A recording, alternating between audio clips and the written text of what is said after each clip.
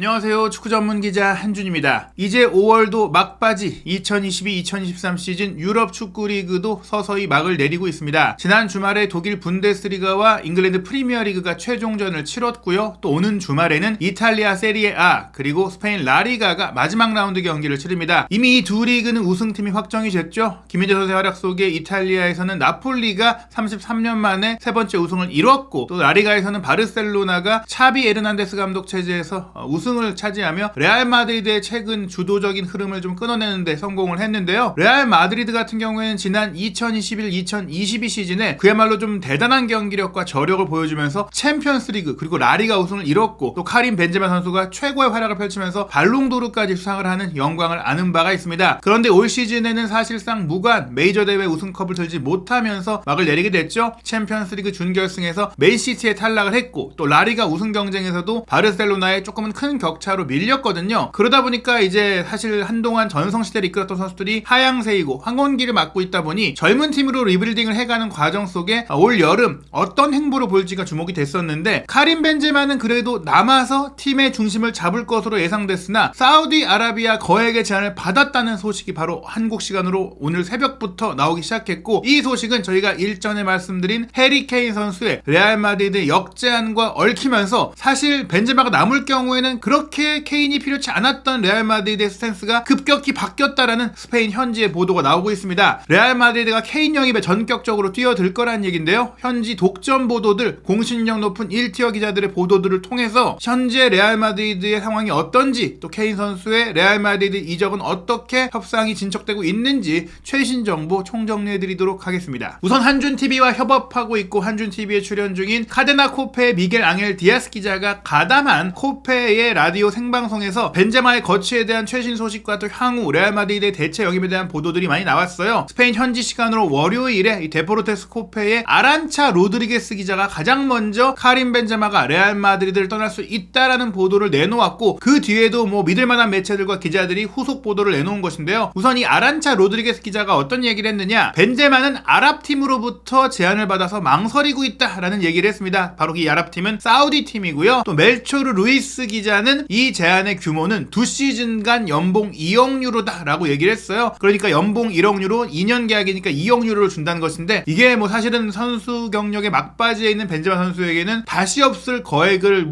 벌 기회이기 때문에 거절하기가 어렵다. 너무나 큰 제안이다 보니까 현재 레알 마드리드의 주장이고, 여전히 최고 레벨에서 경기력을 보여주고 있는 벤제마 선수 입장에서는 좀 고려할 수밖에 없는 상황이다 라고 얘기를 했고요. 특히 카세미로 같은 경우도 레알 마드리드에서 워낙 잘하고 있었고, 또 레알에서 맨유로 갈 이유가 사실은 크게 없다라고 할 수 있었는데, 왜냐면 사실 맨유 같은 경우에는 이제 재건 중인 상황이다 보니까 우승이 좀 보장된 팀, 본인도 좀 편안하게 살던 팀은 레알 마드리드잖아요. 하지만 분명히 맨유에서 제안한 연봉 조건이 워낙 파격적이다 보니까 카세미르도 도전의 의미를 담아서 또 재정적으로 선수 경력의 마지막 전성기에 좀 돈을 좀 벌고자 하는 의지 속에 이적을 했고요. 그런 가운데 또 레알 마드리드도 그런 카세미르를 존중해서 물론 저에게 이적료를 이제 받으면서 보내주긴 했지만 굳이 이걸 막지 않았어요. 즉 팀의 핵심 선수지만 나폴 세일은 아니다. 우린 젊은 선수로 리빌딩을 하면 되고 또 다른 영입을 하면 된다. 이렇게 대처했던 거거든요. 그런 가운데 레알 마드리드의 생각은 현재도 벤제마가 나갈 경우엔 굳이 잡지 않겠다. 실제로 계약 기간은 끝난 상황이긴 해요. 그렇다고 하더라도 서로 관계의 신이라는 게 있고 또 재계약 협상을 하고 있었기 때문에 반발할 수도 있을 텐데, 레알 마드리드는 벤제마가 나간다면 크게 막지 않을 것이다. 다만 그의 이탈은 팀에 큰 구멍, 공백을 남기기 때문에 여름 이적 시장의 계획이 완전히 뒤바뀔 것이다 라고 얘기를 했어요. 그리고 한준TV에 출연하고 있는 미겔 앙헬 디아스 기자의 정보에 따르면 벤제마 선수는 이미 시즌 동안 다양한 그 몸 상태 문제 때문에 좀 힘든 시간을 보냈다. 부상도 많고 이제 담석도 있었고 여러 가지 문제들이 있어서 스포츠적인 외적인 상황까지 고려했을 때 이제는 최고 레벨에서 치열하게 뛰기보다는 조금은 경쟁력이 낮은 리그에 가서 많은 돈도 벌면서 선수 경력을 정리하려는 의지가 충분히 있다라고 이야기를 한 것인데요. 이런 가운데 호세 펠릭스 디아스, 레알 마드리드 관련 1티어 기자라고 할 수 있는 기자인데, 이 기자가 이제 레알 마드리드 아랍판 채널에 독점 정보를 제공을 했어요. 이 아랍 채널이 미디어로서 아주 공신력이 높거나 큰 미디어라고 할 수는 없지만 워낙에 이제 자금력이 많다 보니까 호세 펠릭스 기자의 정보를 독점적으로 받고 있고, 또 워낙에 아랍 지역에선 큰 인기를 누리고 있는 채널이다 보니까 무려 트위터 팔로워가 172만 명입니다. 펠릭스 디아스의 독점 정보다 라고 하면서 아랍어로 올라온 이 게시물의 조회수가 무려 74만 회인데요. 카림 벤제마가 곧 떠날 예정이다. 물론 아직 최종 결정은 내려지지 않았다라고 했어요. 역시 규모는 2억 유로의 돈을 받게 된다는 것인데, 한국 돈으로 현재 환율 기준